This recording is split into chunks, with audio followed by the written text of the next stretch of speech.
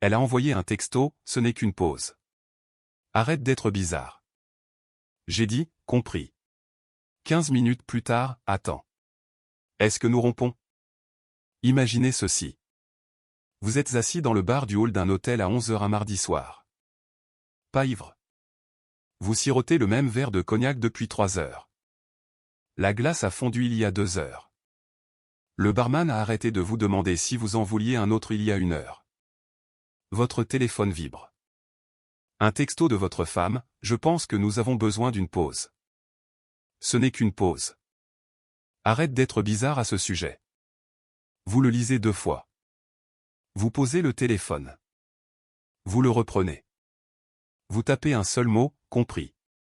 Ensuite, vous posez le téléphone face vers le bas sur le bar et vous fixez le lustre du hall. 15 minutes s'écoulent. Le barman essuie le même verre 3 fois. Votre téléphone vibre à nouveau, attends, est-ce que nous rompons? C'est à ce moment-là que vous réalisez qu'elle ne s'attendait pas du tout à ce que vous soyez d'accord. Elle s'attendait à la panique, à supplier la version de vous qui cédait toujours. Mon nom est Thomas Auger. J'ai 51 ans, et je me suis assis dans ce bar d'hôtel à Lyon, dans le Rhône, pendant encore 40 minutes avant de lui répondre. À ce moment-là, la réponse avait changé. Laissez-moi vous ramener en arrière. Rosalie et moi nous sommes rencontrés il y a 25 ans lors d'un barbecue chez un ami, près du quai des Célestins. Elle portait une robe d'été jaune et riait de quelque chose que personne d'autre ne trouvait drôle. J'aimais cela chez elle. Elle n'avait pas besoin que la salle soit d'accord avec elle. Nous nous sommes mariés 19 mois plus tard.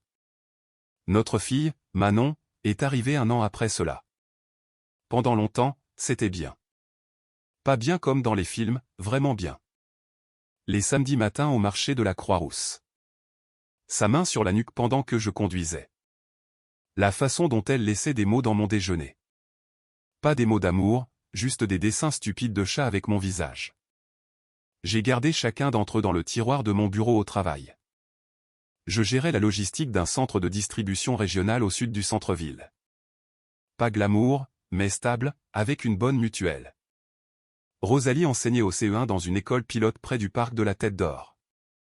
Nous n'étions pas riches. Nous étions à l'aise. Et je pensais qu'être à l'aise était un autre mot pour être en sécurité. La première chose que j'ai remarquée, c'est le téléphone. Non pas qu'elle en ait un. Tout le monde a un téléphone. C'était l'endroit où il allait. Rosalie avait l'habitude de laisser son téléphone sur le comptoir de la cuisine, face vers le haut, volume activé. Vers le mois de mars, il a migré vers sa poche, vers la salle de bain, vers la table de chevet, face vers le bas, en mode silencieux. Un soir, je suis entré dans la chambre pour lui dire bonne nuit. Elle était adossée à la tête de lit, en train de faire défiler l'écran. Je me suis penché pour embrasser son front. Elle a incliné l'écran pour l'éloigner. Pas rapidement, pas avec panique. De manière décontractée, comme on ajuste un oreiller. Mais je l'ai vu. Qui est-ce, ai-je demandé. Personne. Une discussion de groupe. À propos de quoi? Elle m'a regardé par-dessus le téléphone. Ce regard patient, légèrement agacé. Sur le fait d'être une femme, Thomas. Tu ne comprendrais pas. J'ai laissé tomber. C'est ce que je faisais. J'étais celui qui était facile à vivre, celui qui était conciliant. 23 ans de mariage, et je pouvais compter sur les doigts d'une seule main le nombre de vraies disputes que nous avions eues. Rosalie m'appelait son monsieur fiable. Je l'ai pris comme un compliment. Je pense qu'elle le pensait comme autre chose. La discussion de groupe avait un nom, reprends ton espace. Je l'ai vu une fois quand son téléphone s'est allumé sur la table de la cuisine. 347 membres, modéré par quelqu'un du nom de Margot Girard. Je n'y ai pas prêté beaucoup d'attention à ce moment-là. Un jeudi, fin avril, je suis rentré du travail, et quelque chose dans la chambre était différent. Il m'a fallu 20 minutes pour comprendre. Ma table de chevet, celle qui était de mon côté du lit depuis 11 ans, celle avec ma lampe de lecture, mon chargeur, mon verre d'eau avait été déplacé vers le mur du fond près du placard, loin du lit. J'ai réaménagé, a dit Rosalie quand j'ai demandé. Le feng shui n'allait pas. Le flux d'énergie feng shui. Margot dit que l'espace physique reflète l'espace émotionnel. J'ai regardé ma table de chevet posée contre le mur du fond comme un meuble qui avait été expulsé. Ma lampe de lecture était encore branchée. Le cordon s'étirait en travers du sol. Où est-ce que je mets mon eau? Sur la commode. Je n'ai pas remis la table de chevet à sa place. C'est ce que j'étais. Conciliant. Averse au conflit. Un homme avec une limite qu'il n'avait jamais eu à tracer parce que personne ne l'avait jamais poussé assez loin pour la trouver. Puis j'ai perdu mon emploi. Le 9 mai, le centre de distribution a consolidé ses opérations. Mon poste a été supprimé ainsi que 37 autres. J'ai conduit pour rentrer à la maison à 2 heures de l'après-midi un mardi, ce qui était déjà assez étrange. Rosalie corrigeait des copies à la table de la salle à manger. Tu es rentré tôt. J'ai été licencié. Elle a levé les yeux. Je m'attendais à de l'inquiétude. Peut-être à de la peur. Ce que j'ai eu, c'est du calcul. Combien de temps durent les indemnités de départ? 12 semaines. Ce n'est pas suffisant. Je sais. Alors, quel est ton plan? J'étais au chômage depuis 45 minutes. Je n'avais pas de plan. J'avais une boîte en carton avec une tasse à café et 11 ans de dessin de chat dans une enveloppe Kraft. Cette nuit-là, elle est restée au téléphone dans la salle de bain pendant 1 heure. J'ai entendu des phrases à travers la porte, il ne fait pas sa part, et, je mérite la stabilité, et, Margot dit, le stress financier révèle le caractère. Elle parlait de moi comme si j'étais une étude de cas. En juin, les attaques avaient un rythme. Lundi, as-tu postulé quelque part aujourd'hui? Mercredi, mon salaire ne peut pas nous porter tous les deux. Vendredi, mon père n'a jamais passé un jour sans travailler. Pas un seul jour, Thomas. J'ai postulé à des emplois. 14 candidatures en 2 semaines. 3 rappels. Un entretien qui n'a mené nulle part. Le marché pour les responsables logistiques de 51 ans à Lyon n'était pas exactement en plein essor. Patrice Valois l'a remarqué en premier. Patrice et moi étions amis depuis que Manon était en couche. Nous avions entraîné son équipe de football de club de quartier ensemble pendant 6 ans. Nous nous retrouvions pour prendre un café dans une brasserie sur l'avenue Jean Jaurès un jeudi sur 2. Tu as l'air de ne pas avoir dormi depuis 1 mois, a-t-il dit. Rosalie gère cette histoire de travail différemment de ce que j'attendais. Elle le gère comment? J'ai remué mon café. Comme si j'avais choisi ça. Comme si je m'étais réveillé et avais décidé d'arrêter de subvenir à nos besoins. Patrice a posé sa tasse. Ce n'est pas gérer. C'est punir. Je voulais argumenter. Je ne pouvais pas.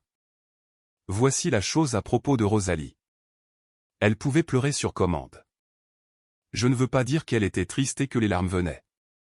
Je veux dire qu'elle déployait les larmes de la même manière que d'autres personnes déploient des arguments, de manière stratégique, au moment exact où elle perdait du terrain. J'ai essayé de lui parler de la table de chevet, du téléphone, de la façon dont elle sursautait quand j'essayais de prendre sa main pendant un film. Des larmes. Des larmes immédiates. Je n'arrive pas à croire que tu dises cela après tout ce que je fais pour cette famille. C'est moi qui nous maintiens ensemble, et tu veux te disputer pour une table de chevet? 20 minutes plus tard, je m'excusais d'avoir évoqué la table de chevet, de l'avoir fait pleurer, d'exister d'une manière qui lui causait de l'inconfort. Cela s'est produit 4 fois. 4 conversations, 4 crises de larmes, 4 excuses de ma part. La 5e fois, je ne me suis pas excusé. J'ai juste arrêté de parler. Rosalie a attendu. Les larmes ont séché. Elle m'a regardé comme un mécanicien regarde un moteur qui ne veut pas démarrer. Vas-tu dire quelque chose? Non. Alors, tu vas juste rester assis là. Oui. Elle est sortie. Je suis resté assis là pendant encore 20 minutes à fixer le mur où se trouvait ma table de chevet. Après la 5e conversation, j'ai arrêté de prendre des initiatives. N'importe quoi. Tout. Lundi, pas de texto, bonjour. Elle a jeté un coup d'œil à son téléphone 2 fois avant 10 heures. Mardi, elle a mentionné une réunion avec son directeur. J'ai dit, cool, et je suis retourné à ma lettre de motivation. Mercredi, j'ai conduit jusqu'au supermarché seul. Je n'ai pas demandé ce dont elle avait besoin. Quand je suis rentré, elle se tenait dans la cuisine en regardant les sacs. Tu n'as pas pris de lait d'avoine. J'ai pris ce dont j'avais besoin. Nous prenons toujours du lait d'avoine. Alors ajoute-le à ta liste. Elle m'a fixé. J'ai rangé les courses. Elle est restée là pendant encore 1 minute, puis elle est montée à l'étage. Jeudi, elle a suggéré de regarder un film après le dîner. J'ai dit que j'allais me promener. Depuis quand vas-tu te promener? Depuis aujourd'hui. Le vendredi, elle envoyait à nouveau des textos pendant le dîner, mais ses yeux continuaient de dériver au-dessus du téléphone vers l'endroit où j'étais assis. Pas vers moi. Vers l'espace que j'avais l'habitude de remplir avec la conversation. L'espace qui n'était plus maintenant que de la mastication silencieuse et le bourdonnement du réfrigérateur. Elle n'aimait pas le silence, mais elle ne pouvait pas dire pourquoi sans admettre que ce qu'elle avait repoussé lui manquait. Un soir de fin juin, j'étais sur le canapé en train de lire. Rosalie est descendue, s'est assise dans le fauteuil en face de moi. Pas de téléphone. J'ai l'impression que nous sommes des colocataires, a-t-elle dit. J'ai levé les yeux de mon livre. Tu as déplacé ma table de chevet contre le mur. Tu as fixé des limites sur le fait d'être touché. Tu m'as dit que ton corps s'éloignait instinctivement de moi. À quoi pensais-tu que la colocation ressemblait? Son menton a commencé à s'abaisser. J'ai levé la main. Ne pleure pas, réponds simplement. Je ne vais pas pleurer. Bien. Je voulais juste de l'espace. Pas ça. Qu'est-ce que ça? Ça. Toi qui es parti tout en étant encore là. Je respecte tes limites, Rosalie. Ce n'est pas ce que c'est. Alors qu'est-ce que c'est? Elle a ouvert la bouche, l'a fermée, s'est levée, et est remontée à l'étage. J'ai entendu la porte de la salle de bain, l'appel téléphonique, probablement le forum de Margot. J'ai imaginé Rosalie en train de taper, il se retire émotionnellement. Comment puis-je la mener à s'engager sans renoncer à mes limites? Et 300 femmes répondant, tiens bon. Il te teste. Personne sur ce forum n'a envisagé la possibilité qu'il ait simplement arrêté d'essayer. Le vestiaire du centre sportif sur le cours Gambetta. Mercredi après-midi. J'avais commencé à y aller parce la maison ressemblait à un tribunal et que j'étais toujours l'accusé. Je venais de terminer 40 minutes sur le tapis de course, pas en courant, marchant à peine, juste en bougeant. Et je me suis assis sur le banc pour changer de chaussure. J'ai détaché ma chaussure gauche, et je n'ai pas pu me lever. Pas physiquement. Mes jambes fonctionnaient très bien. Je n'arrivais juste pas à m'y résoudre. Je suis resté assis là, les chaussures détachées, les mains sur les genoux, à fixer le sol en carrelage gris. 20 minutes, peut-être plus.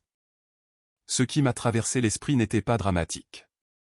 Aucune révélation, juste la réalisation très silencieuse que la femme avec laquelle j'avais construit ma vie ne m'aimait plus.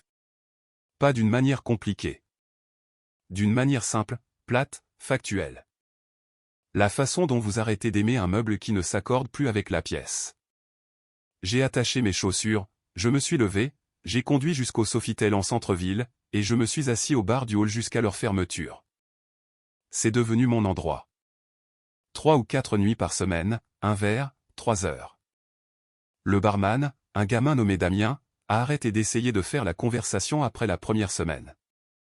Il gardait juste mon verre plein d'eau glacée après que le cognac fut terminé et me laissait m'asseoir.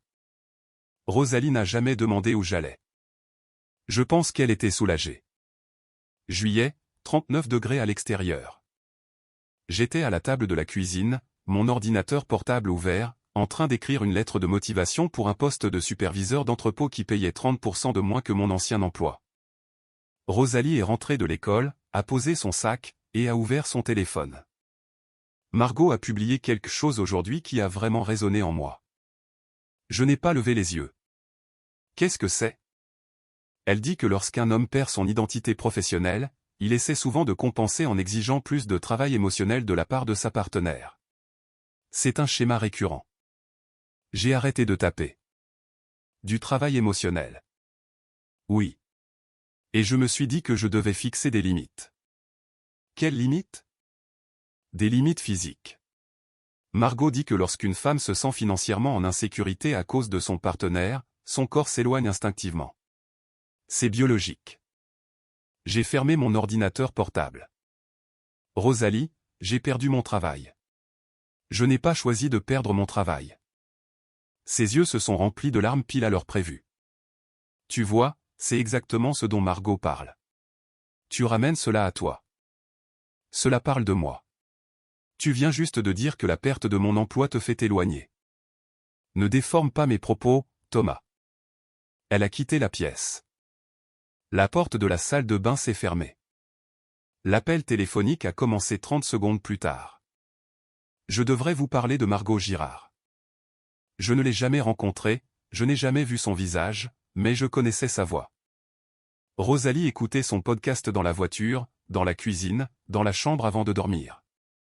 Margot dirigeait Reprends ton espace, qui a commencé comme un groupe de soutien pour femmes et est devenu tout à fait autre chose. Les publications que j'entrevoyais sur le téléphone de Rosalie n'étaient pas du soutien, c'était de la stratégie. Comment établir des limites qui étaient en fait des murs? Comment récupérer son énergie émotionnelle en retirant son affection? Comment formuler n'importe quelle réponse de l'homme comme la preuve qu'il était le problème? Le système de Margot comportait des phases. Phase 1, identifier le drain d'énergie dans votre vie. Phase 2, établir une distance physique. Phase 3, observer sa réaction. S'il panique, il est codépendant. S'il se met en colère, il est contrôlant. S'il l'accepte, il n'en a jamais eu rien à faire. Il n'y avait pas de bonne réponse. Le jeu était conçu pour que l'homme perde toujours. Le 3 août. J'ai reçu une offre d'emploi, coordinateur des opérations dans une entreprise de distribution alimentaire à Vénissieux. Moins d'argent, un temps de trajet plus long, mais un salaire. Je suis rentré à la maison pour l'annoncer à Rosalie. Elle était à la table de la salle à manger en train de taper sur le forum. J'ai un emploi. Elle a levé les yeux, a souri, mais le sourire est arrivé avec une seconde de retard, et il a atteint ses yeux une demi-seconde après cela. C'est super, Thomas. Je suis fier de toi. Tu n'as pas l'air fier. Des larmes. Des larmes immédiates. Je ne peux pas croire que tu dises ça. Je viens de dire que je suis fier de toi. Que veux-tu de plus de moi? J'avais vu cette séquence exacte 17 fois. L'accusation, les larmes, le pivot pour faire de moi l'agresseur. Pour la première fois, je l'ai regardé se produire de l'extérieur, comme si je regardais une pièce de théâtre que j'avais mémorisée. Tu as raison, ai-je dit. Merci. Elle a cligné des yeux. Les larmes se sont figées en cours de route. Elle ne s'était pas attendue à un accord. Elle s'était attendue à la dispute parce que la dispute était le mécanisme. Sans elle, elle n'avait aucune raison de pleurer. Une semaine après avoir commencé mon nouveau travail, quelque chose a changé. Rosalie a commencé à être gentille. Pas chaleureuse, gentille de la façon dont on est gentil avec quelqu'un que l'on évalue. Elle a préparé du café le matin avant mon départ. Elle m'a posé des questions sur ma journée quand je suis rentré. Elle a même touché mon épaule une fois en passant dans le couloir. Je voulais y croire. Vous n'avez aucune idée à quel point je voulais y croire. Puis je suis rentré tôt un mercredi. Journée courte, programme d'intégration. Et je l'ai entendue au téléphone dans la chambre. Porte ouverte. Elle ne savait pas que j'étais à la maison. Non, Margot. Je fais exactement ce que tu as dit. Me reconnecter juste assez pour stabiliser la situation. S'il dépose le dossier de divorce pendant qu'il est ému, je perds mon moyen de pression. Si je le ramène vers moi en premier, je contrôle le calendrier. Je me tenais dans le couloir. Les murs ne bougeaient pas, mais le sol, si. Il a trouvé un emploi, donc l'argument financier n'est plus d'actualité maintenant. J'ai besoin d'une approche différente. J'ai reculé dans le couloir, je suis allé dans la cuisine, j'ai ouvert le réfrigérateur, et j'ai regardé le vide jusqu'à ce que mon rythme cardiaque baisse. Quand elle est descendue 20 minutes plus tard, elle m'a souri. Tu veux que je prépare des pâtes ce soir? Bien sûr. Nous avons mangé des pâtes. Elle m'a parlé d'un élève qui avait dessiné son chien. J'ai hoché la tête à tous les bons moments. Elle pensait que la reconnexion fonctionnait. Elle n'avait aucune idée que j'avais entendu chaque mot. Ce dimanche-là, j'ai appelé Manon. Elle avait 22 ans, vivait à Toulouse, et travaillait dans une jeune entreprise technologique. Elle avait déménagé à 18 ans et venait rarement nous rendre visite. Papa, ta voix est bizarre. Je vais bien. Tu ne vas pas bien. Qu'est-ce qui se passe avec maman? Qu'est-ce qui te fait croire qu'il se passe quelque chose avec maman? Silence. Puis, parce qu'il se passe toujours quelque chose avec maman. J'ai juste arrêté de demander. Cela m'a frappé plus durement que tout ce que Rosalie avait dit en 4 mois. Mi-août. Mardi soir. Je suis rentré du bar du hall à minuit. Rosalie était réveillée, assise dans le lit, téléphone à la main. Elle n'a pas levé les yeux. Nous devons parler. J'ai dit, à propos de quoi? Du fait que tu as déplacé ma table de chevet contre le mur? Du téléphone que tu caches chaque fois que j'entre? Du fait que tu n'as pas cherché le contact avec moi depuis 3 mois? De Margot Girard et de son forum qui t'apprennent à traiter ton mariage comme un territoire hostile? Elle m'a fixé. Puis les larmes sont venues, les 2 mains couvrant son visage, les épaules tremblantes. Je le savais, a-t-elle sangloté. Je savais que tu ferais de moi la méchante. Margot m'avait prévenu de ce moment précis. Elle a dit, tu essaieras de m'isoler de mon système de soutien. Ton système de soutien, ce sont 300 étrangers sur Internet qui te disent que ton mari est l'ennemi. Tu ne comprends pas ce que je traverse. Dis-le-moi. Je ne devrais pas avoir à expliquer mes besoins. Alors comment pourrais-je les connaître? Elle a gardé le silence. Le genre de silence utilisé comme une arme. Le genre qui durait des jours. Elle s'est retournée, a remonté les couvertures, et ne m'a pas parlé jusqu'au jeudi. Jeudi soir. Le texto, je pense que nous avons besoin d'une pause. Ce n'est qu'une pause. Arrête d'être bizarre à ce sujet. J'étais au bar du hall. Damien venait de poser mon cognac. J'ai lu le texto, et quelque chose à l'intérieur de moi, quelque chose qui pliait depuis des mois, peut-être des années, ne s'est pas brisé. C'est devenu droit, comme un câble tendu. Compris. J'ai posé le téléphone. Damien a remarqué que quelque chose changeait sur mon visage et s'est déplacé à l'autre bout du bar. 15 minutes. Compris. Le mot le plus simple de la langue française. Sans dispute, sans larmes, sans contre-mesure.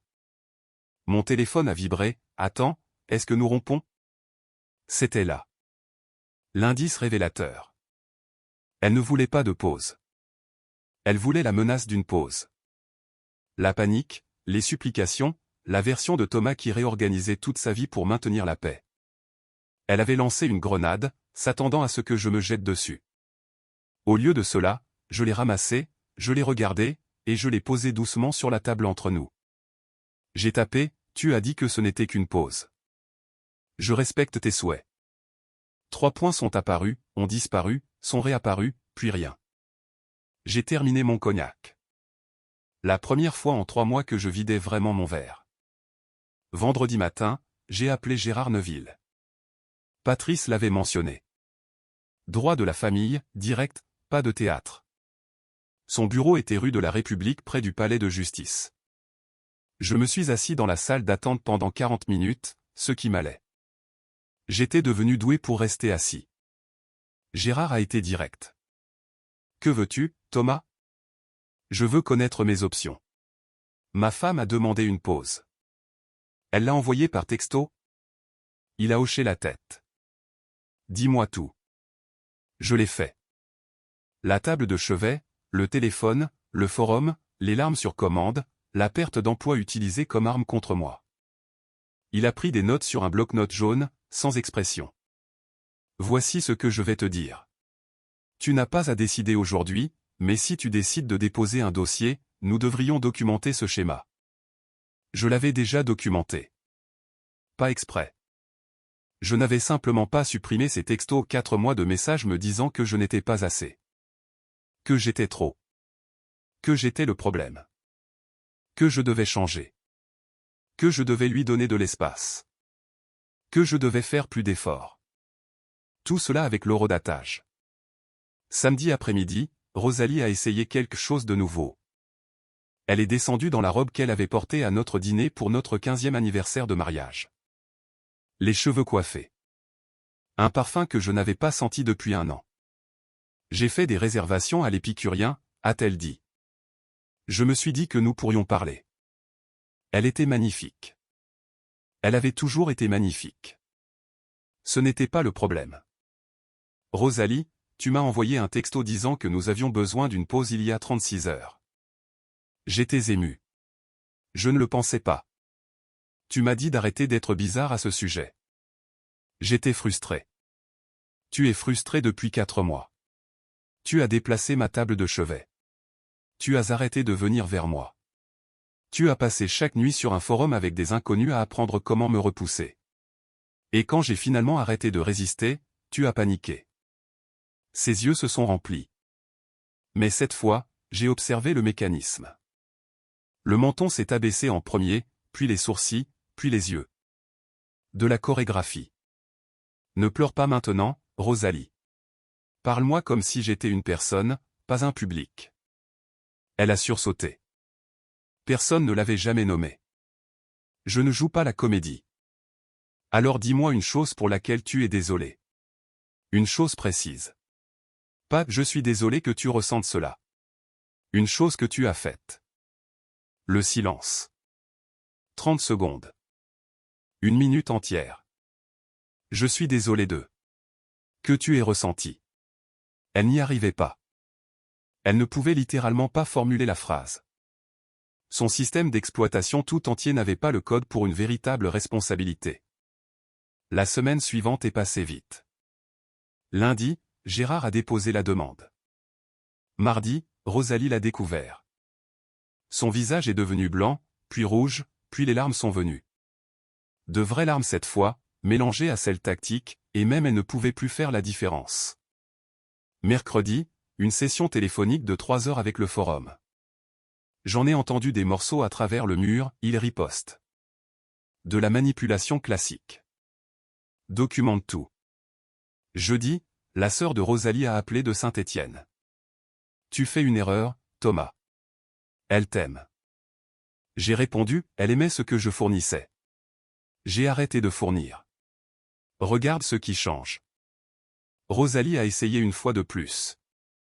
Vendredi soir, elle s'est assise sur le canapé, pas de téléphone, pas de maquillage, ayant l'air plus petite que je ne l'avais vue depuis des années. J'ai parlé à Léa Chevalier aujourd'hui. Une thérapeute. Une vraie, pas Margot. Sa voix s'est brisée. C'était la première fois que je ne pouvais pas dire si c'était vrai. Elle a dit que j'utilisais les réactions émotionnelles comme moyen de contrôle. Elle a dit que je ne sais pas comment avoir tort. Je me suis assis en face d'elle. Est-ce que tu crois cela? Je ne sais pas. Peut-être. Elle a essuyé ses yeux. Pouvons-nous essayer la thérapie ensemble? Et c'est là que j'ai failli craquer. Parce que je l'ai regardée, vraiment regardée, et j'ai vu la femme du barbecue.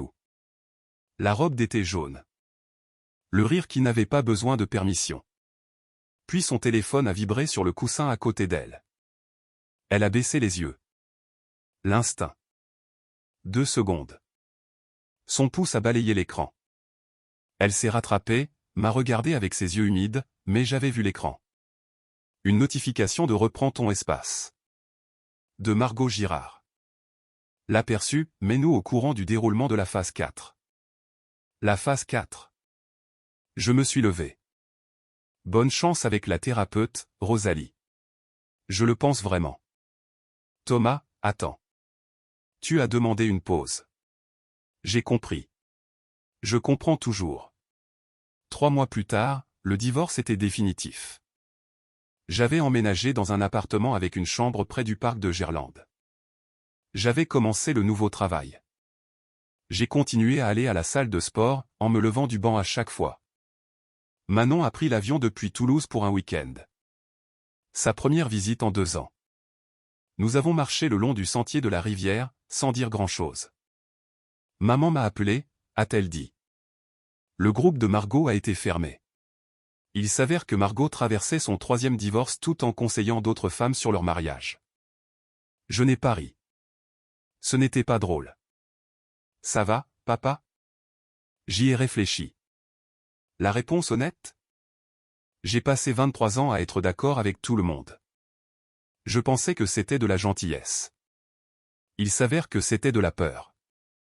La peur de découvrir ce qui se passerait quand je dirais enfin ce que je pensais. Ce qui s'est passé? Elle a demandé si nous rompions, et j'ai réalisé qu'elle n'avait jamais envisagé une seule fois la possibilité que je réponde oui. Nous avons marché encore 400 mètres. La rivière était basse. Un couple lançait un frisbee près de la rive, leur chien sprintant dans l'eau pour l'attraper. Papa? Oui. Je suis contente que tu aies dit oui. Elle avait dit, arrête d'être bizarre. Il s'avère qu'être bizarre, c'était juste à quoi cela ressemblait quand j'arrêtais enfin de faire semblant.